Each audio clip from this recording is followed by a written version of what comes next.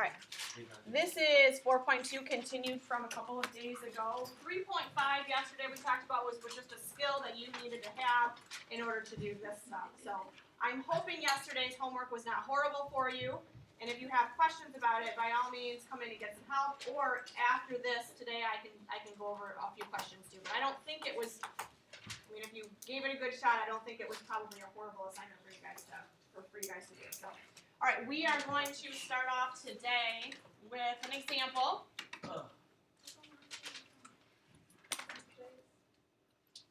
We're going to do more with sigma notation, but the other day I would say to you that the I value started at 1 and ended at 5 or ended at 10 or something. Now what we're going to do is work on getting to infinity. What happens if you have a function and we want to figure out what is the value of the function approaching as we approach infinity? So baby steps to get there. I don't have a lot of notes to give you today, but the notes that I have to give you are pretty detailed. So you need to make sure that you are, be careful what you're writing, don't get sloppy, because there's just lots of little details here and there. So what we are doing here is figuring out we are figuring out the value of some function starting at 1, ending at n. And n could be anything. We could replace n with a 10 or a 20 or a 30 or a 35 or whatever, but eventually we're going to figure out what is the value of this thing when we get to infinity, as we approach infinity. So this is the rule this time. We have k plus 1 over n squared. Now the first thing I need to say is that the other day we were using i's, now I'm using k's. Don't let that confuse you. It's exactly the same thing. It's just a different letter. Okay? I don't. Is it in the Tell Mr. Kuhn to go to ask him politely, I'm sorry, that's what I meant to say, if he will go to the copier and type in my code, and it should be there waiting to be printed. Does he know your code? He should know my code, yeah. Thank you. I can give you this one. All right, k plus 1 over n squared. K plus 1 over n squared. So that just means that as we have an n squared on the bottom, that just means that n value is going to change depending on the value of n. So if n is 10, the denominator is going to be different than it would be if it was another number. So the first thing that you need to do when you approach a situation like this is you need to get rid of that n squared. Do you remember the other day when we had i's? And we had to figure out what was the sum using I. We changed it using those rules. Remember that linear rule, the constant rule, the quadratic rule, and the cubic rule? And we changed everything from i's to n's. Remember, for a linear situation, it was n times n plus 1 over 2. We're going to do exactly the same thing. So we want to move this n squared on the bottom. We just want to remove it so that we can work on just the k plus 1 first of all. So I'm going to do a rewrite like this first. I'm going to put 1 over n squared out front. I got to remove it from the k's. I'm going to do my sigma, k plus 1. We are going from 1 to n. I don't care if you guys don't want to keep writing down the 1 to n. If you want to omit that part, that's fine. In fact, I probably will do that because it gets kind of redundant rewriting the same thing over and over again. Do you see what I did? I just took this denominator, which is the same thing as 1 over n squared, and I moved it out front. Now I have a linear situation. This k right here would be using the linear rule. And then this right here, we're going to use the constant rule. And we're going to change this into n's now. So this is really the same thing as 1 over n squared. Now this 1 over n squared has to be multiplied by everything that we get when we change this k plus 1 into n's. So we have 1 over n squared times. What was the rule? What was the linear rule? Do you guys recall? N times n plus 1 over 2. That was the Gauss's method thing that we came up with. N times n plus 1 over 2. But then we have this constant right here. The constant is 1. Times n. So we would write that as c times n. Okay? Are you all right with that? What is the c, though? 1. It is 1. So do I write 1 times n? No. You just write n. 1 times n or n. Yes? So when you wrote the k plus 1 over by the sigma, do you always just take the whole top and write it over there? Well, it depends on the rule. We'll work on another one that doesn't have the k plus 1 on the top necessarily. It depends on the rule. Sometimes it will be elsewhere. Right, something, why did you write k plus 1? Because that's what was left over. After I pulled the 1 over n squared out, this was all that was left over was k plus 1.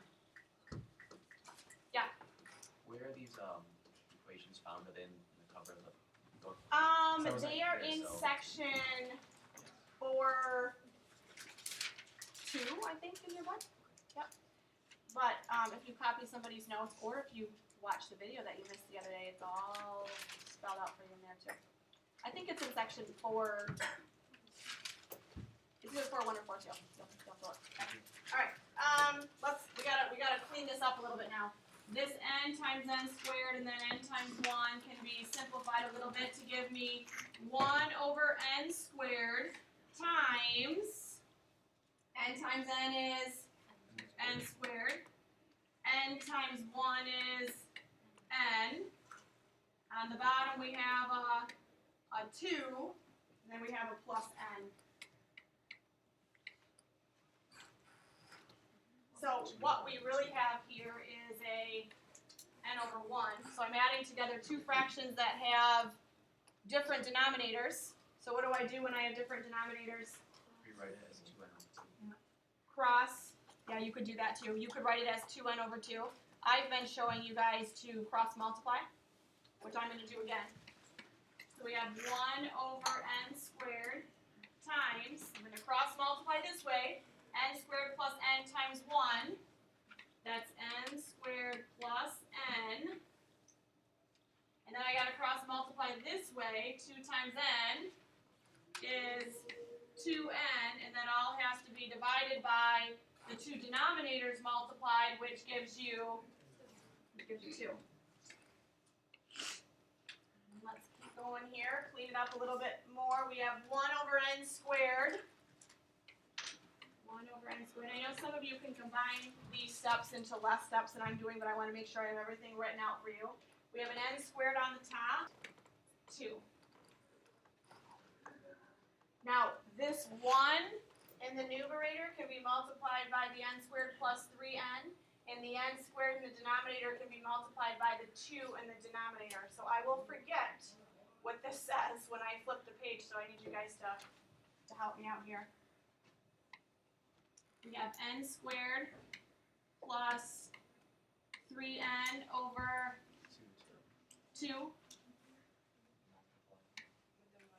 n squared. Right? The numerator didn't change. Right now, if I asked you, what is the value of this thing? What is the sum, S for sum, at 10? What would you do? You plug a 10 in for n. Let's do it. So we would have n squared, which would be 10 squared plus 3 times 10. And then in the denominator, we have 2 times 10 squared, which would be 200. So this is going to get us 100 plus 30, which is 130 over 200. And you can reduce that. It would give you 13 over 20. What if I asked you for what is the value of that function if it was 100? So you would do S of 100. And you would replace everything with 100s and so on. Do I need to do that, or are you okay with that? You're good with that? You're going to get some fraction and so on. But now my question is, what is the value as we approach infinity? So as this thing gets infinitely large, the sum of it is going to just approach one certain number. And what is that one number? That's what we have to figure out. So that's where we need to use the stuff that we talked about yesterday. So the stuff we talked about yesterday said to us that we need to go to your function here, n squared plus 3n, and some of you might notice that this thing can be simplified a little bit more. They all have an n in common, so you could take an n out. And if you want to do that, you can, but you don't have to. But I need to, I'm going to erase that bar I just drew there. I need to divide everything by, remember what I had to divide by? You had to look at the denominator and divide by the highest power in the denominator. So I'm going to divide everything by n squared. So then I have a 2n squared on the bottom that has to be divided by an n squared again. These n squareds cancel out. So do those n squareds. That's going to leave you with, what happens when this n squared over n squared cancels out? 1. Leaves you with 1. And then here, what are we going to have left? 3 over n. 3 over n, very nice. And then what do we have left on the bottom? 2. We have a 2 on the bottom. So when I replace n with infinity in this part right here, what do I get? 0. This is 0. So really what I have here is 1 plus 0, which is 1 over 2. So as this function gets, as we keep increasing the value of the n, it keeps getting closer and closer to a half.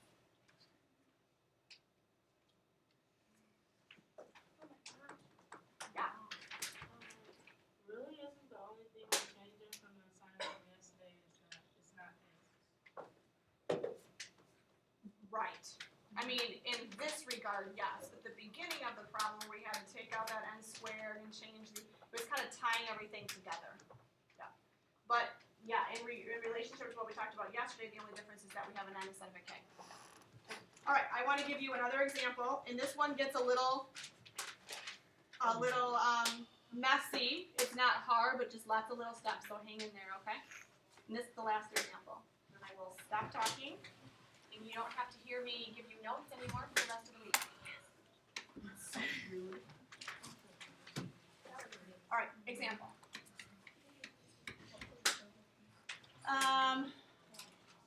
Find the sum from, I'm going to go to i's again, from 1 to n of this situation.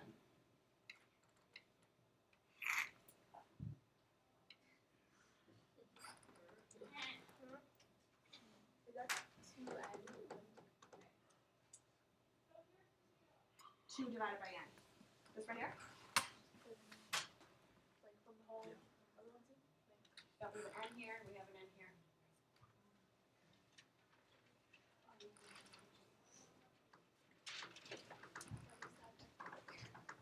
So, this, if we were to clean this up a little bit, we could multiply 2 times 2 and get 4.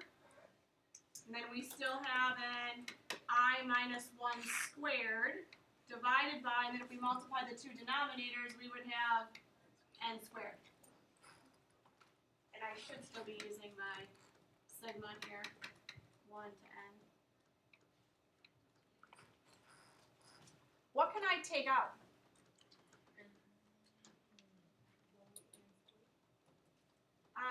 We could take out actually more than that.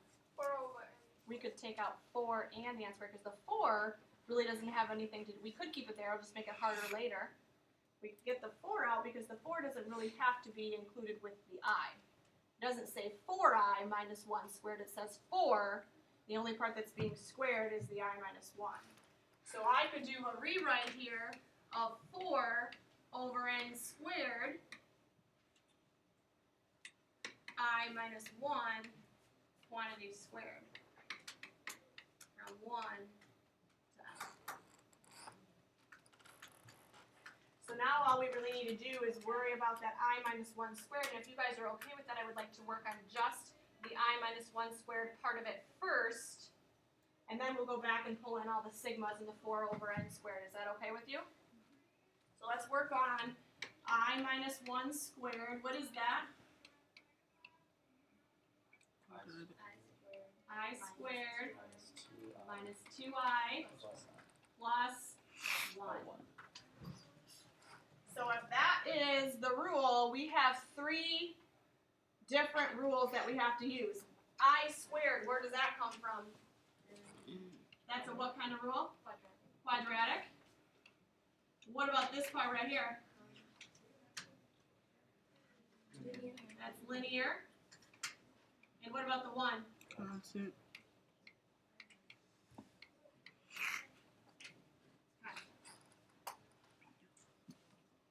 So let's do that right now. Let's change the I squared in terms of n's using that rule. So have your notes out, please. What is the rule for I squared? N.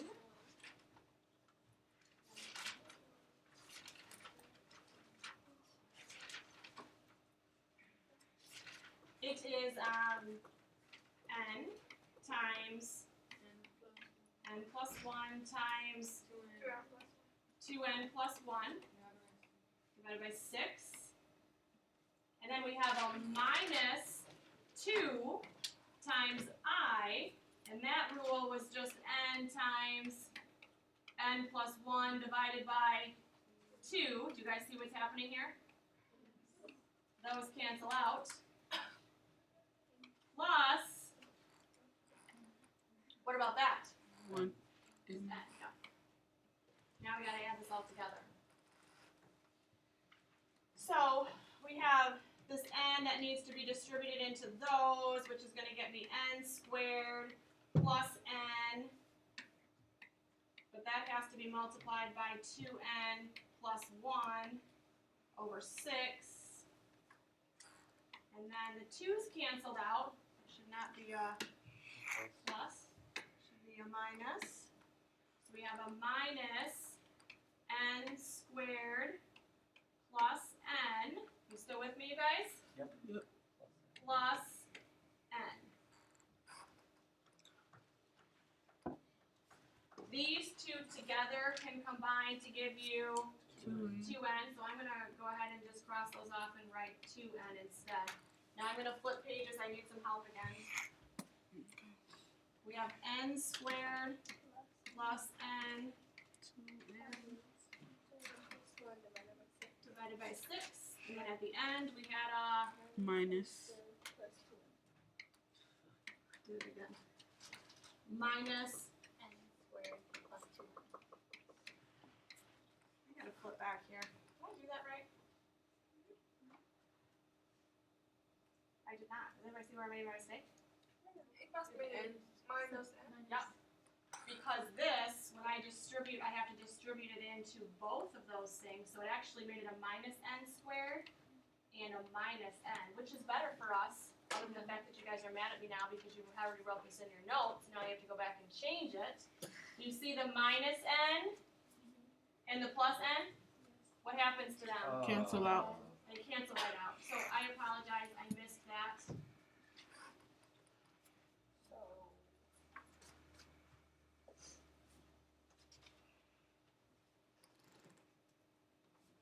Are you okay? Yeah. Did you recover from my mistake? Mhm. Try. That's all I can ask. So that is really what I have. Okay? Now what I'm going to do is cross multiply n squared plus n times 2n plus 1. These things I have to cross multiply this way. And I do need to FOIL this yet too, but I'll get there in a minute. N squared plus n, multiply that by 2n plus 1. We're going to multiply this way now, so we have a minus 6n squared. You guys still with me? Divided by the two denominators multiplied, which is 6. Now we need to FOIL. We got to FOIL these two. So we're going to multiply n squared times 2n, n squared times 1. That's going to get me 2n cubed plus n squared. And then I have to multiply n times 2n, which is 2n squared. And then I have to multiply n times 1, which is n. And then I have a minus 6n squared at the end. All of this, of course, divided by 6. Let's keep going. Clean this up. We have a 2n cubed. We have no other n cubes. So we have 2n cubed plus we have an n squared and a 2n squared giving you 3n squared minus 6n squared, I believe, gives you a minus 3n squared plus n, all divided by 6. Now, there's no variable in my denominator, would you agree? Yes. So now when we go back to this page right here, I kind of dropped the sigma. What we are really doing is finding the value of this function as we approach infinity of this function right here. There's no variable in the denominator, so we're not going to have any situations where we're going to be dividing by everything by n squared or n cubed or something. This is our function. It's like 2n cubed divided by 6. That's the same thing as 1/3 n cubed. Here we have minus a half n squared. Here we have 1/6 of an n. Yeah. What about the, so you don't have to worry about the 4 over n squared that you pulled out in the beginning? We do. I forgot about that. So there is an n squared. You guys, I'm sorry. Do you know what they're talking about? Yeah. Remember there, where did it go? Right here?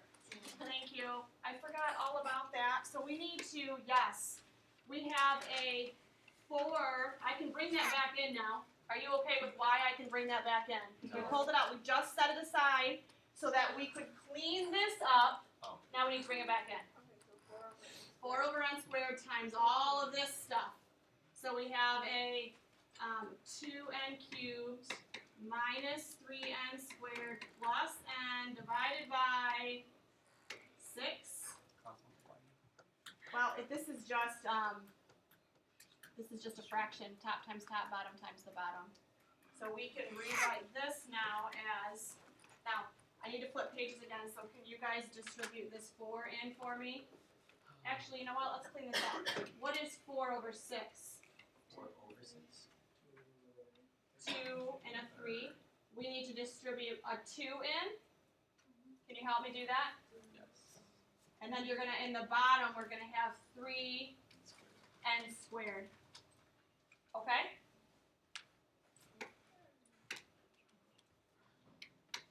From 1 to n. The bottom was 3n squared. 3n squared. And what is the numerator when I distribute that 2 in? 4 4n squared.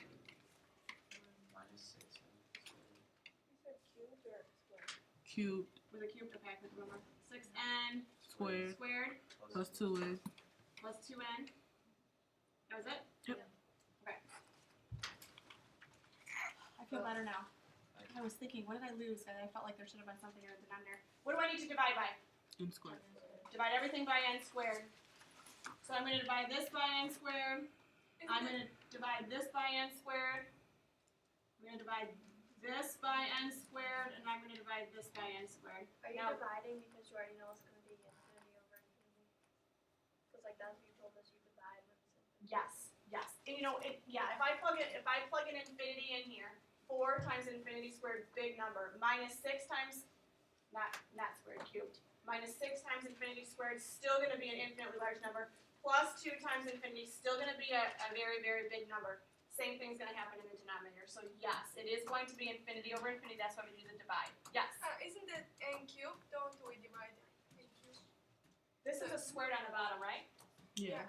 No, like there is n cubed. Don't we like divide by the biggest? The biggest in the bottom in the denominator. Yeah. Yes. I don't get how you, like, I followed you until you got to 2n cubed minus 3n squared plus n divided by 6. And then, So on the previous page, until I got to where? 4 over n squared. 4 n squared. Where did the 4 over n squared come from? Well, I know where it came from, Okay. but what did you do? Well, I took this, first of all, I had 4, we had 4 over n squared, and that had to be multiplied by 2n cubed minus 3n squared plus n over 6. And I knew and then we were going to take n squared times 6 in the bottom. So they're all gonna be multiplied anyway, so I simplified it first. I made the 4 over 6, I just reduced that to 2/3. You okay with that? Yeah. And then I just multiplied what was left. I took this 2 and I distributed it in to each term in the numerator, and then in the denominator I multiplied the n squared into the 3.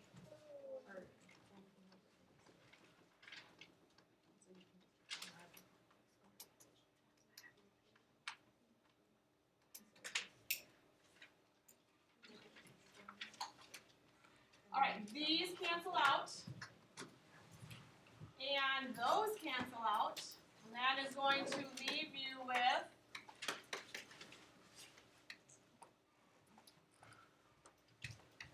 four n minus 6 plus 2 over n all over 3. So when I put infinity in for n, here I have infinity minus 6 plus 0 divided by 3. Infinity.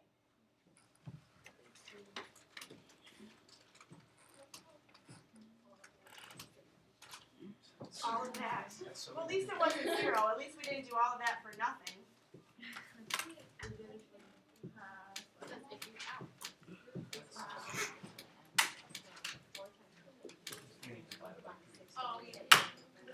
Okay.